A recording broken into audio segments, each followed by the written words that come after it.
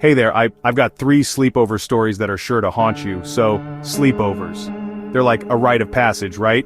You pile up the pillows and blankets, pop some popcorn, watch scary movies. It's all fun and games until something actually scary happens, because, let's be real, sometimes things go bump in the night, and it's not always just your friend snoring after one too many sodas. I'm talking about those creepy, unexplainable things that make you question if you're actually safe in the dark.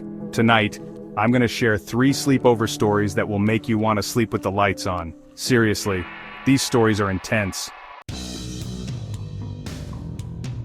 Okay, so picture this. 2 best friends, Sarah and Emily, are having a sleepover. They're like 12 years old, totally obsessed with those cheesy teen magazines. You know the ones? Anyway, it's late, and they're all hopped up on sugar, giggling about some boy in their class, when suddenly, everything goes quiet. Like, eerily quiet. Sarah's the first one to notice. She stops whispering and looks at Emily, her eyes wide with sudden fear. "Did you hear that?" she whispers, her voice barely a squeak. Emily, holding back a laugh, shakes her head. "Hear what? You're just trying to scare me!" But deep down, a shiver crawls up her spine. The silence is deafening, broken only by the faint ticking of the clock on the wall. Then they hear it. A slow, dragging footstep. It's coming from the hallway just outside Sarah's bedroom door. They both freeze, their eyes glued to the door. The doorknob is old and brass, and for a split second they both imagine it slowly turning. Sarah grabs Emily's arm, her grip tightening with each heavy step. The footsteps stop right outside the door. Silence. Then a thud, like something heavy just dropped to the floor. Emily wants to scream, but no sound comes out. They're both paralyzed with fear, their breath catching in their throats. Through the sliver of light under the door, a dark, misshapen shadow appears, stretching across the floorboards. The next morning, the hallway is empty. No sign of whatever made those creepy noises, no explanation for the shadow. But when Sarah's mom goes to get the mail, she finds something strange. Muddy boot prints leading up the porch steps, stopping right outside Sarah's bedroom door. You guys ever heard of the mirror game? It's kinda like Bloody Mary's lesser-known cousin, right? Come on, don't act like you haven't tried it. So, this story is about a group of friends who took it way too far. They were those too cool for school types who thought nothing could touch them. Well, this story definitely taught them a lesson. It all started at a sleepover, obviously. The girls were bored, restless, and looking for a thrill. So naturally, they decided to summon a spirit. They turned off all the lights, lit a few candles for that extra spooky vibe, and huddled around an old ornate mirror that belonged to one of the girls' grandmothers. They chanted the words, their voices echoing in the silent room. "Mirror, mirror on the wall, show us something, big or small." At first, nothing happened, just the flickering candlelight dancing across their anxious faces. Then, the mirror started to fog up, like really fast, as if someone was breathing on it from the other side. One of the girls screamed. Another one laughed, trying to play it cool, but you could see the fear in her eyes.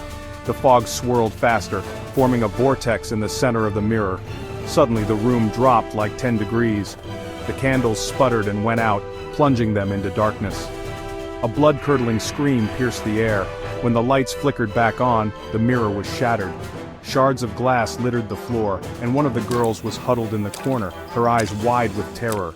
She refused to talk about what she saw in the mirror, but whatever it was, it left her shaken to her core. They never played the mirror game again. Chapter 3. Okay, this last story is messed up, you guys. It's about these 2 friends, Jake and Mark, who were having a sleepover. They were like 8 years old and they shared a room. You know, bunk beds, Star Wars posters, the whole deal. Mark had this weird thing where he'd sleepwalk, and get this, he'd talk in his sleep. But it wasn't just mumbling. It was like full-on conversations, but his eyes were closed, and he wasn't really there. One night, Jake woke up to Mark sitting straight up in bed, his eyes wide open but glazed over. He was whispering something, but Jake couldn't quite make it out. Jake nudged him. "Mark? Dude, you okay?" Mark turned his head slowly towards Jake, a creepy smile spreading across his face. "He's coming," he whispered, his voice raspy and low. "Who's coming?" Jake asked, suddenly feeling a chill run down his spine. Mark pointed to the corner of the room. "The Shadow Man," he hissed. "He's coming for you." Jake's heart pounded in his chest. He strained his eyes, trying to see what Mark was talking about, but there was nothing there. just the faint outline of clothes hanging on the back of the door. Mark lay back down and closed his eyes, his breathing returning to normal. Jake, however, couldn't shake the feeling of unease. He spent the rest of the night staring at that corner, convinced that he saw something move in the shadows. From that night on, Jake refused to sleep in the same room as Mark. He never saw the Shadow Man, but he never forgot the chilling warning from his sleep-talking friend. Sleepovers. They're supposed to be about sharing secrets, staying up late, and making memories with your best friends, but sometimes, the things that go bump in the night are more than just our imaginations.